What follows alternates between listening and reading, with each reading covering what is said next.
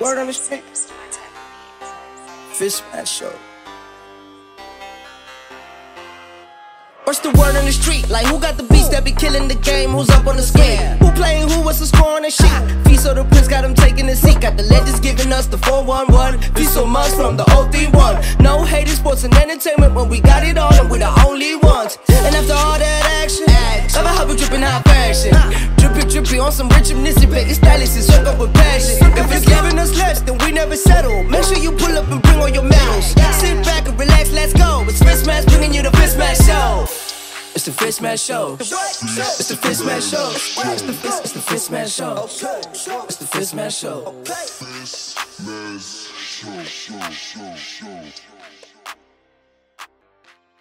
Yeah, what's up? This is DJ Speedster, otherwise known as Speedster Bro. You are now tuned in to the FisMaz Show with FisMaz. Dango! Hello everyone, welcome to the FisMaz Show. Yeah, looking forward to today's episode because, well, it's all happening. eThekwini, KwaZulu-Natal, my hometown. AmaZulu have decided to let go of Brandon Truter. Now, it's a short while ago that he said he's going to be fixing the country. You don't believe me? Let's go hear him. Having a away goal, coming away 1-1 and then going to Durban. So for us, I think it's a very good result. Trying to fix it out, fix the country in Durban. So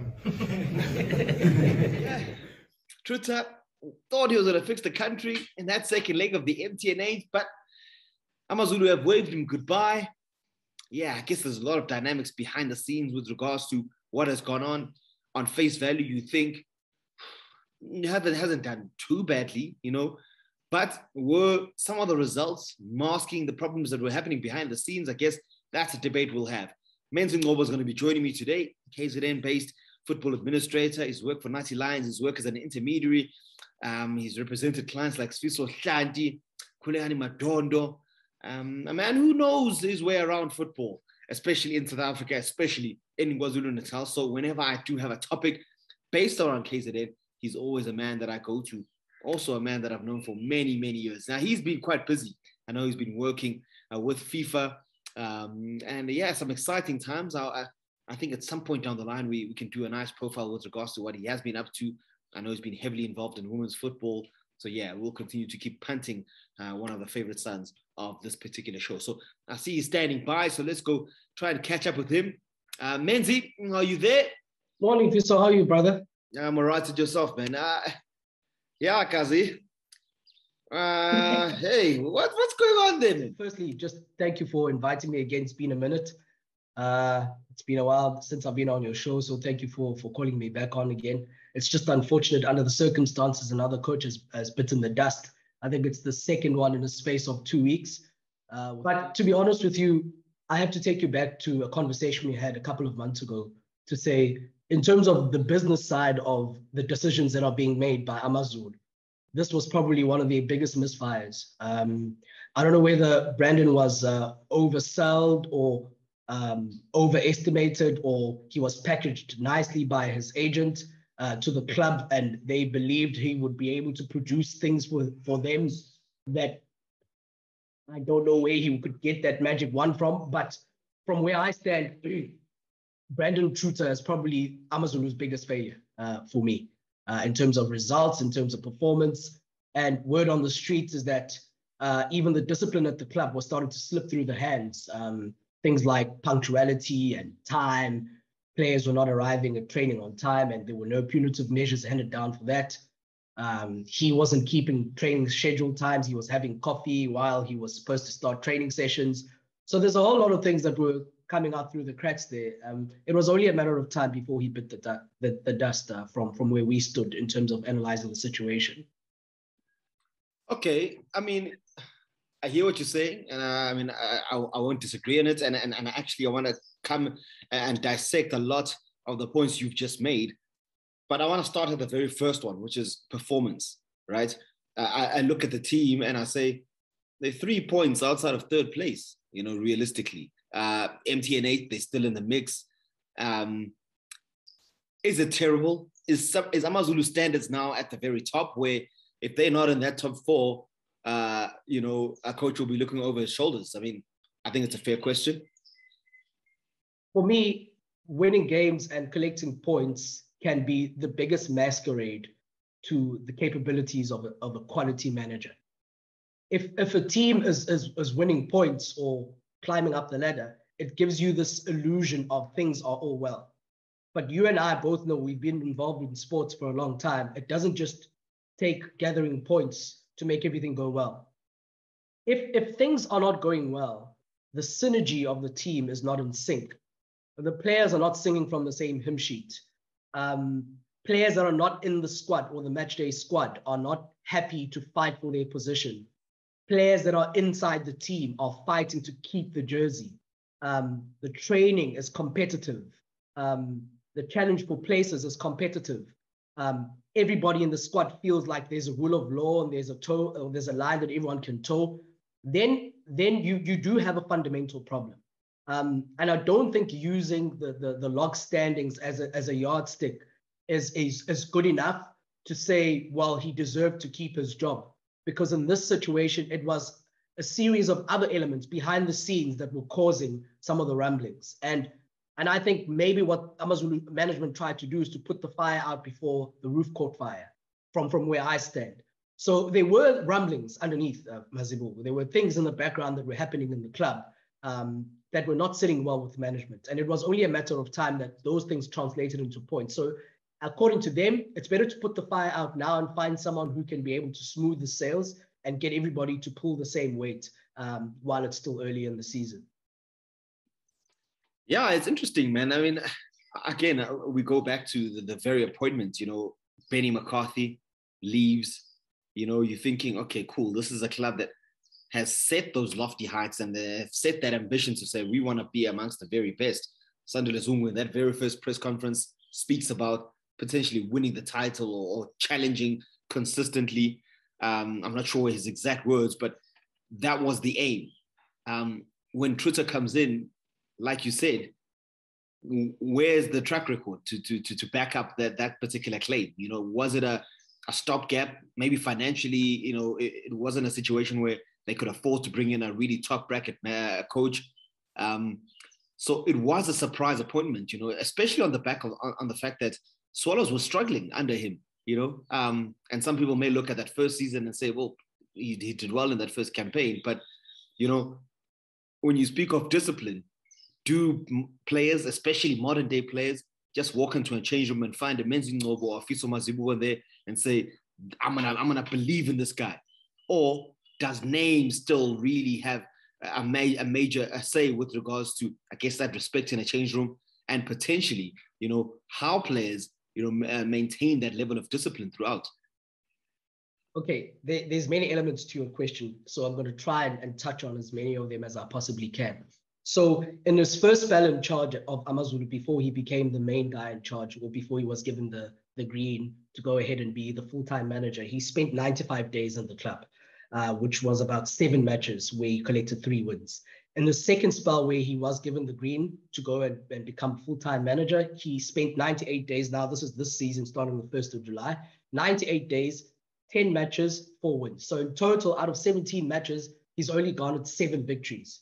And 6 of those were draws and 4 of those were losses. Okay, it doesn't look too bad in terms of that. Now, how many players did he use in his rotational squad? In his first spell, he used 24 players. In his second spell, he used 25. 4 or 5 of those 25 players that he used started all the 10 games that played. Velimo, Twa, you look at Umalulega, you look at Mabiliso, or not Mabiliso, you look at Hanamub and all of those stalwart defenders that he brought in, right? So those guys played. Okay, so Ramahle Mpahlela, George Manulega, Dumsani Zuma, Gabadino Mohango, Rian Hanamub, Augustine Chidikwem, all of those guys, okay, were part of the now big plan, okay? So I read an article that spoke about how AmaZulu heavily invested in this season's squad to be able to help them reach their goals, like you say, of challenging for honors and challenging for top 3 and qualifying for Champions League, okay? Of the players that they signed, can I just list them? Smusi Sumabilis was free from Kaizer Chiefs. Ramahle Mpahlela, free transfer from Kaizer Chiefs. George Manulega, free transfer from Kaizer Chiefs. Dumsani Zuma, free transfer from Sundowns. Dumsani Zuma, free transfer from Chiefs. Gabadinho Mahango, undisclosed fee. Rian Hamanumub from Chipper United, maybe they paid a little bit of money towards him. Augustine Trilequem, TS Galaxy, Tim might have done good business there. Sold him maybe for a good fee, maybe slightly under $1 million. Ethan Brooks as well. Veluega Zulu, Chipper United.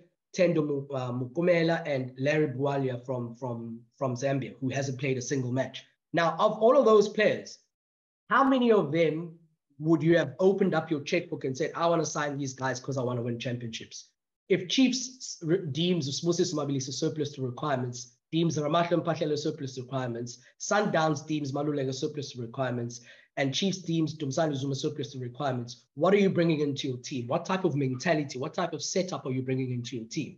Okay, now you're bringing those players in and you're letting some of those players go, okay? So there's already a bit of a friction and a rift in the team of players feeling disgruntled, players feeling uncertain about their futures, okay? And when these guys come in, they come in with pedigree because they're also very senior players that have applied their trade for a number of seasons in the PSL. So they are looking for certain things to pick up in a squad, in a camp. Okay, how's the manager dealing with man management? How does he speak to people, to the players one-on-one? Does he do that? How does it deal with conflict? How does it deal with injury? How does it deal with players coming from suspension? How does he rotate his squad between friendly matches, competitive matches, and cup matches? Does everyone feel involved? And the first thing that came out of the camp was that Ramahlan Mpahlela, maybe Majoro and some of the other senior players were looking at the way he was treating some of the youngsters and thinking to themselves, this is not the type of championship winning mentality that you bring to a club that wants to challenge for honors.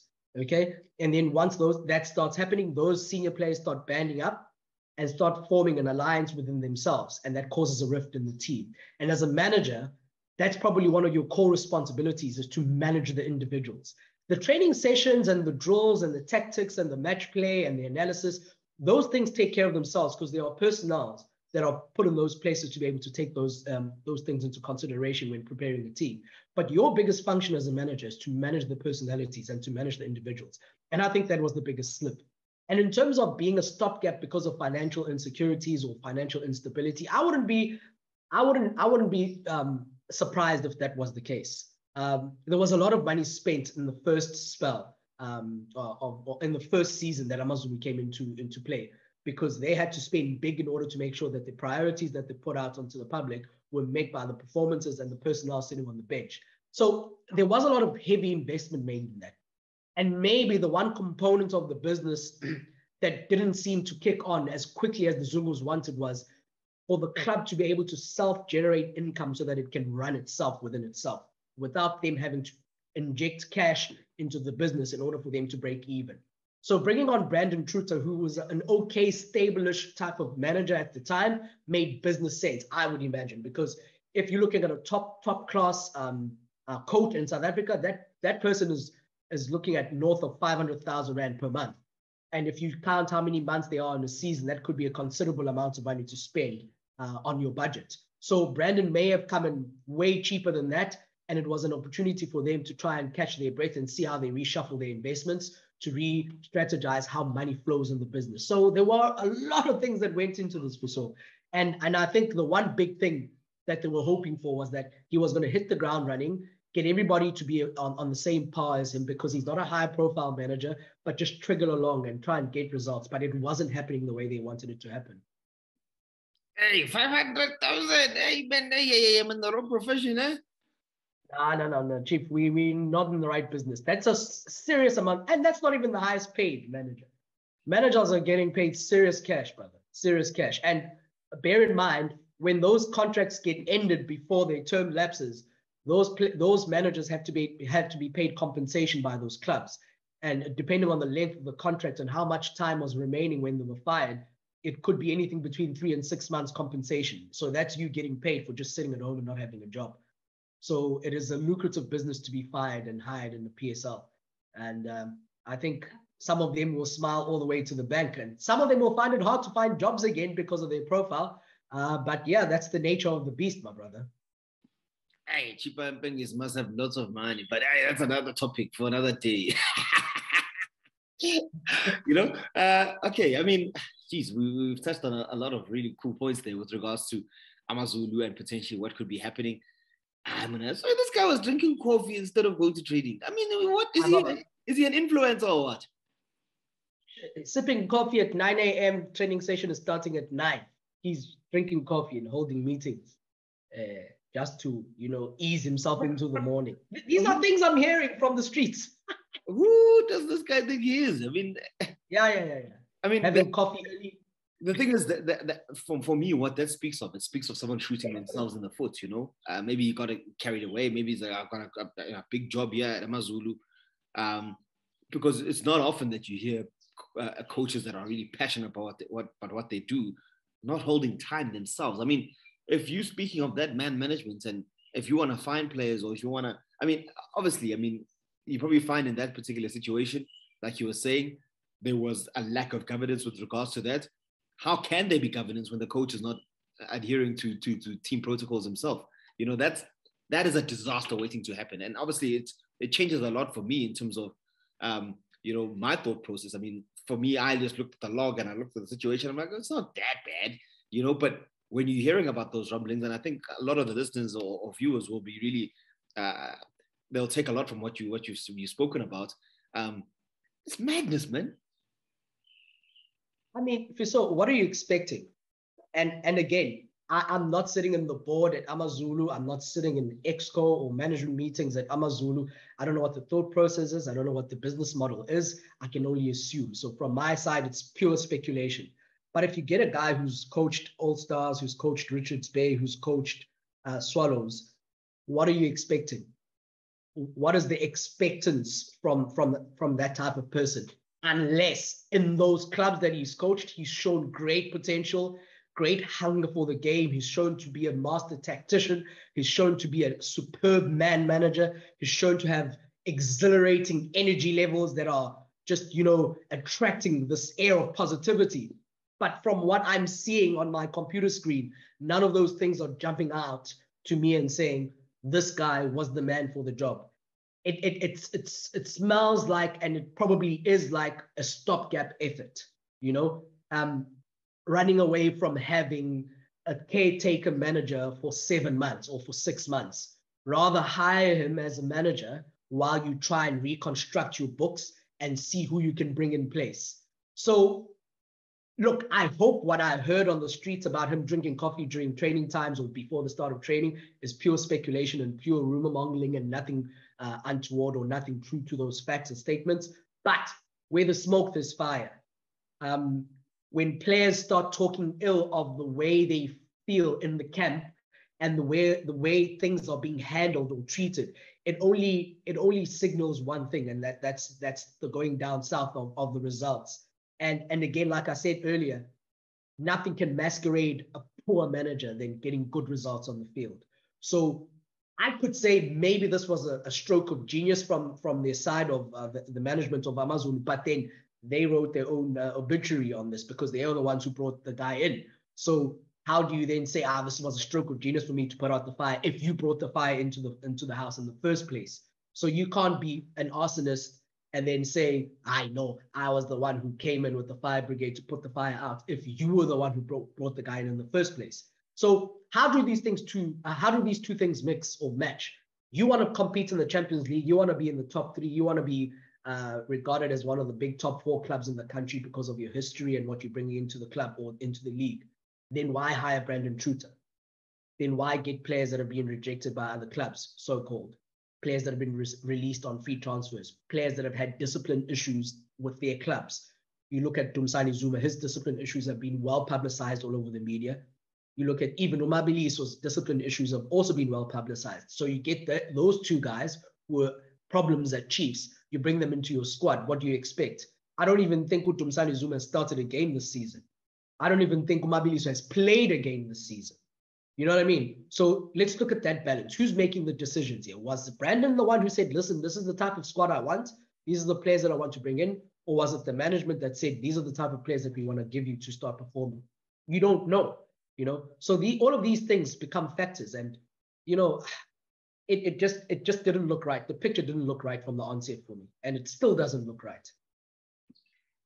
I mean, we've spoken at length with regards to, scouting in South African football. We've spoken at length with regards to, I guess, how teams go about their recruitment. You've mentioned some very key factors there. You look at signing via reputation or signing via name, and I don't want to point players out. I don't want to list players, but I want to just speak generally with regards to that, because it often speaks of, I don't want to say laziness, but you look at, if I just hear that, oh, so-and-so is available, oh no, we can get him. Are you scouting? Are you going in depth with regards to finding out personality of that player? What's their life like at home? Are they stable? Are they all over the show? Because those become factors then when it comes to recruitment. If you're saying that discipline was an issue at AmaZulu, the first thing any neutral will think about is, hey, I'm sure Zuma Bathu, or Zuma's a problem, I'm sure. Hango, hey, I wonder if he's up to his old tricks. Because now you've brought those players into the situation, and when you hear discipline, you're thinking, you probably find that it's not a major issue, with certain players. You look at George Malulega, he's always been a really good pro. Ramahlan Pasela, good pro leader. You speak of Majoro, who's obviously been there before. He's been around for a long time for a reason, and you've never really heard anything about his professionalism. So do you have then that balance that when players are out of line, do you have the players within the squad to get things in check, to almost manage, themselves as a change room,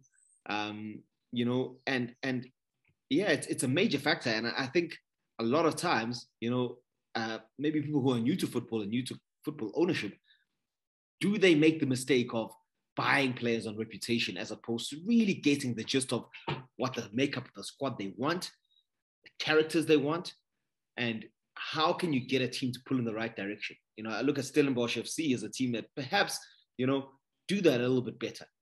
Just as an example, Steve Barker's been around the block, so maybe just share your thoughts with regards to that, because I find it a fascinating thing, with regards to how much time do teams put in when it comes to real recruitment. Okay, this is my attempt at answering your question. So a football club, Mazibu, has two separate business models. Okay, the first business model is the buying and selling of players. Okay, I buy Fiso Mazibu for R5. After a year or two, I sell him for R10. Okay, so I make 100% profit on the buying and selling of Mazibu. And however many Fiso Mazibugos or Menzi Ngcobos that I buy, and however much I sell them off for as profits. That's the one business model. Very cut, dry, and simple. Okay, I buy and I sell. Within that same business model, the buying process of the players, which then leads to your question on the scouting, looks at reputation, performance, injury, illness, medical surveillance, looks at all of those elements. Okay, then within that space, you then say, okay, will these players sustain the status of the club in the top flight or challenge for trophies? Okay, so if they do that, then it means they will increase in terms of value when put into the market. Okay, so I buy them low, they perform at a certain level, I win championships, and I can be able to offload them. Bearing in mind that you are running a club that costs about 6 to 7 million rand to run per month.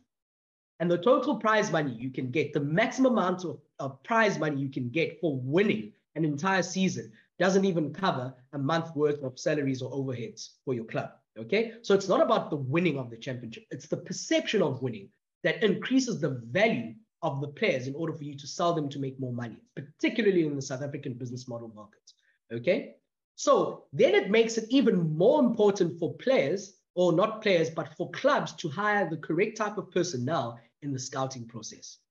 Because when you are scouting and you're a club like AmaZulu, if you want to move away from being a selling club and you want to be a buying club, you have to win championships. Okay, switch you away from the original first business model into the second business model I spoke about, which is the commercialization of the entity, the merch in the shops, the kit, the jerseys, the tracksuits, the footwear, okay? The buying of tickets, the betting online, the value chain of the internet connection, the exposure, the hits on the website, the conversations on social media, all of that can be commodified into an entity and can be packaged and be sold to a potential sponsor that can pay you X amount of money because of your value. It can also be packaged and sold to other entities for you to gain leverage on other areas of the space or the market, okay? So if you move away from being a selling club, then you're competing with Kaizer Chiefs, Sundowns, and Pirates in that space, okay? And some of the people watching this who have seen the latest Carling Black Label Cup results will say AmaZulu is that type of club, okay? Fair enough. But then in order for you to compete in that space, then you have to scout differently, because you're not just scouting to buy and sell, you're scouting to keep so that you can perform, okay? None of the things that you've mentioned about checking the background of the player, checking whether the player's lifestyle will fit within the lifestyle of the team, checking whether the player's culture will fit with the organizational culture, none of those things are being done. I can bet my bottom dollar. I can bring anyone from the club here to come and contest that with me. I can bet you now that's not being done, because players are being signed by reputation. Players are being signed by recommendation. The chairman gets a WhatsApp or gets a call or gets told that, listen, so-and-so is available. He could be a good fit for your club. He just looks and thinks, have I seen him play? Have I seen him on TV? Maybe puts a call through to the scout or one of the coaches. Would you need him in your team? And even they base their response on what they've seen on TV. The level of analytics and analysis that has gone into the game, the science that's gone into the game, should lend itself to the answer to that question being a more technical one than being more of a feeling-based one, okay? And I don't think any South African club, particularly AmaZulu, are at that level of thought, of processing, of managing, of putting things out there. I don't think they're there. So for them, it's, if we dig and we strike something shiny, then we've struck gold and we're lucky, okay? That's how they're going about it now, because it's not deliberate. If it was a deliberate strategy, then why would you bring in so many players and let go of so many players within the space of 2 years? That's not sustainable. How do you bleed 11 players, or you let go of 14 players or something like that and bring in 11 new players, and you're trying to build a consistent team a couple of months after you've let go of probably one of the most influential figures in South African football, Benny McCarthy? Then you clearly, your strategy and your performance, the actual execution of the strategy don't match. So player scouting, gone. Not part of the strategy, doesn't match. The recruitment of coaches and players and youth players, not matching the strategy of the club, out the window. So you find you have a problem where a team is not performing according to the expectation of the chairman or the expectation of the management of the club, and then the coaches become sacrificial lambs. And now the new growing trend in South African football, it's not just the coaches, it's also the players, which are leaving clubs in droves because now they're not getting the type of result. The only reason why that is happening, so now this is where I'll end with my response to this, is that clubs have not clearly distinguished in which business segment they are playing in. Are they playing in the buying and selling segment, or are they playing in the sustainability and increase of value segment? Because that's what sells tickets, that's what sells bums on seats, that's what sells you footprints online. And if you're there, you need to do things differently. And if you're here, you need to do things differently. Yeah, I mean, it's a really interesting subject, you know, and I mean, you've made an amazing point. I mean, you know, when you look at, I mean, just, you know, Naves calls it tavern talk, you know, when we're having those chats after five-a-side games and we dissecting, you know, what's going on in South African football, one question that always comes up is, how is there such a big number of signings every year? Like, how do you sign 12 players or 15 players? You know, I mean, we've seen it obviously throughout, you know, the off season. You know, we saw it almost seemed to ramp up even more this time around. You know, I look at, even when you look at England, you look at Nottingham Forest signing 22 players, they're bottom of the log. You know, it's one of those things, like you're saying, it just speaks of uncertainty. How do you build something sustainable, something long-term? How do you build a structure that, you know, is rock solid? I mean, a classic example, when you hear a lot of coaches speaking about, you know, being successful as a team, a lot of times, you look at defenders, for example, you want a centre-back pairing or you want a spine that you're going to be playing more often than not. You can't be changing that, every 2 days, because then straight away you think, well, how are they going to have that cohesion? How are they going to have that togetherness? How are they going to be able to build something solid that provides the foundation for the team to be successful? So, I mean, no, man. No. Yeah, I mean, you hit the nail on the head. You hit the nail on the head. It's a challenge. It's a big challenge for South African teams. It's a big challenge for South African sport. We need to start professionalizing the way we do our operations. There's just no other way. There's no shortcut to this. And again, I know because we're still stuck in the family business model, some of the decisions are not business decisions, but these are emotional decisions that some of these club owners take because they want to be hands-on, they want to be in control. And it's a tricky business, a football club, because it can be a bit of a cash cow, because it can bleed a lot of value. It can bleed a lot of money until it starts making or generating revenue for itself. And not a lot of clubs can be able to compete in that space because the size of the pie is so small that if a new entrant wants to go in to that space, the barriers to entry are so high because the market is so small.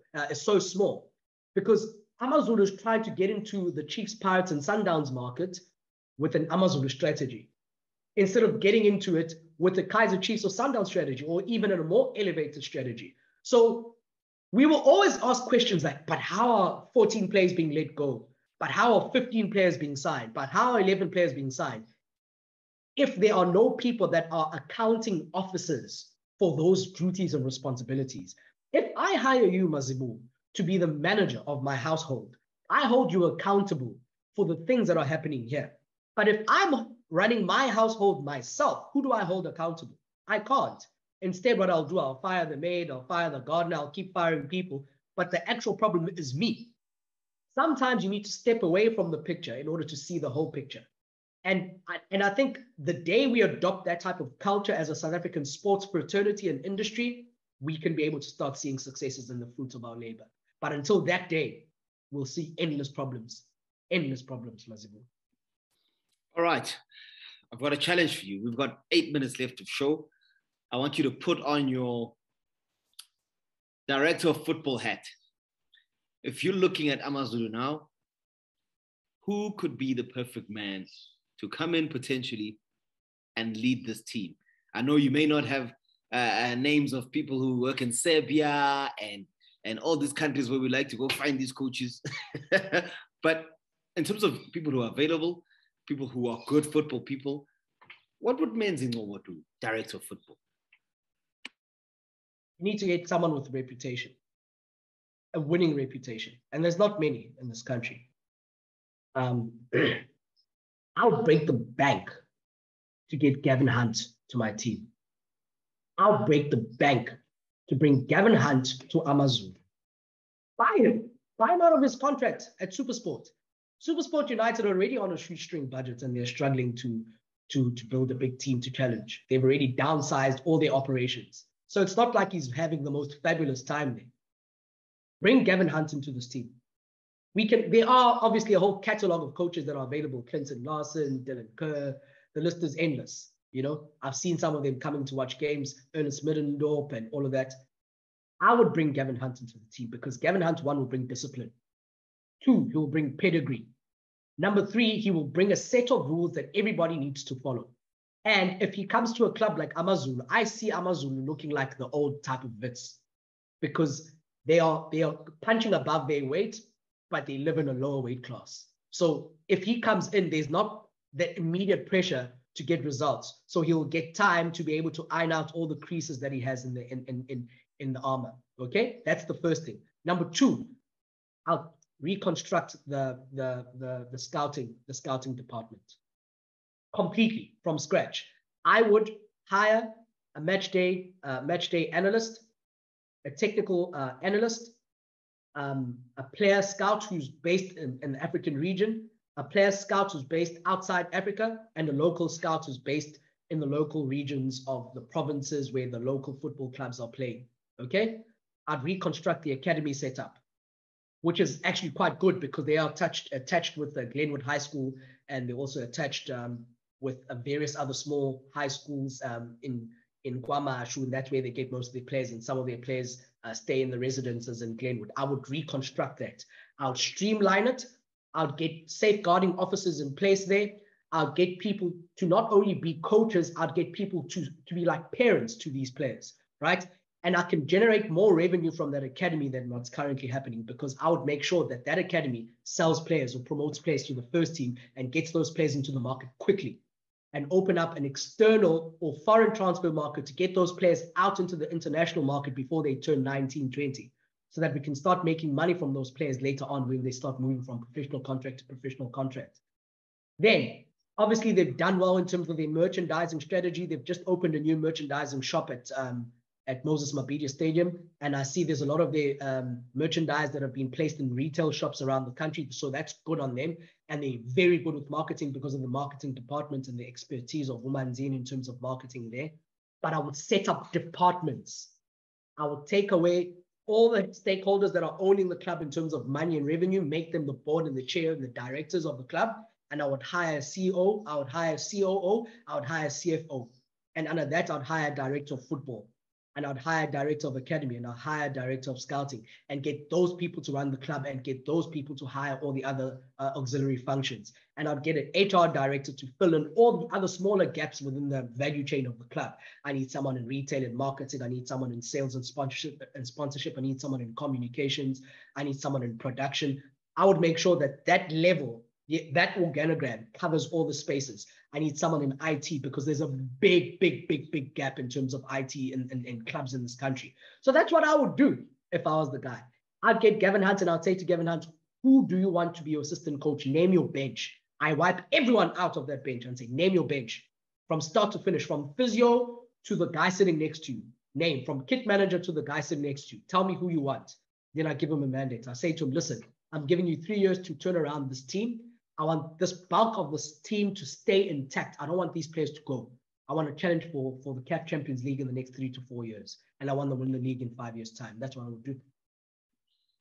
Yeah.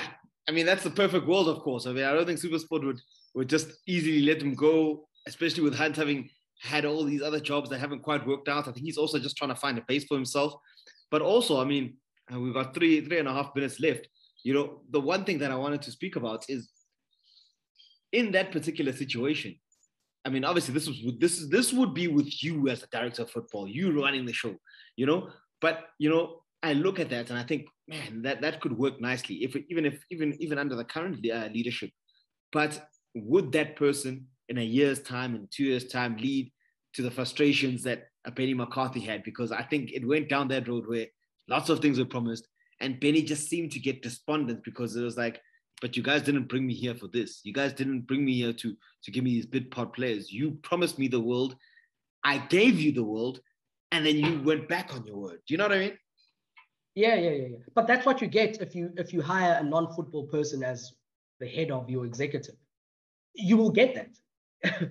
That's what you get. But how Leeds United got it right and how they earned promotion is that the chairman or the president or the owner of Leeds United got Victor Orta, who was a football person, thoroughbred, a real football person from Seville in Spain who lived and breathed football. They got him to be the sporting director, and he was able to ring in the changes. And if you get a guy like that, that guy should be responsible to go and look for the coach, not the chairman, right?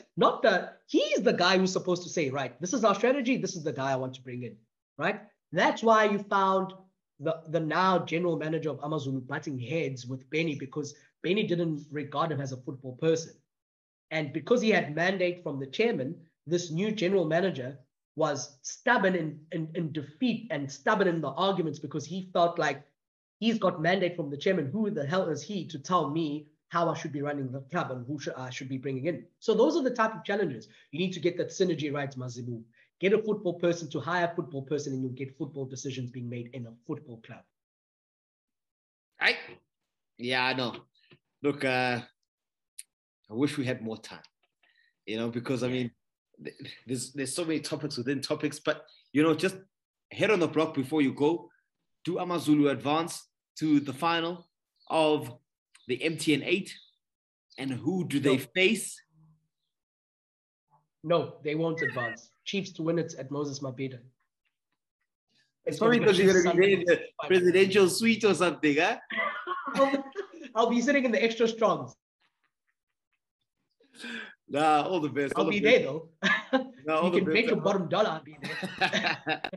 All the best to AmaZulu and all the teams competing at that MTN 8. Yeah, lots still to discuss, lots still happening in the world of football in South Africa. And yeah, in your FisMaz show, we've got you covered no matter what. And we're always bringing you nothing but the best. Thank you to Menzi Ngcobo. Thank you to all the listeners. Thank you to all the viewers. Make sure you hit that subscribe button. Make sure you're liking the videos. And yeah, keep standing by our side on this journey. We thank you. We love you. Menzi Ngcobo. Siyabonga baba.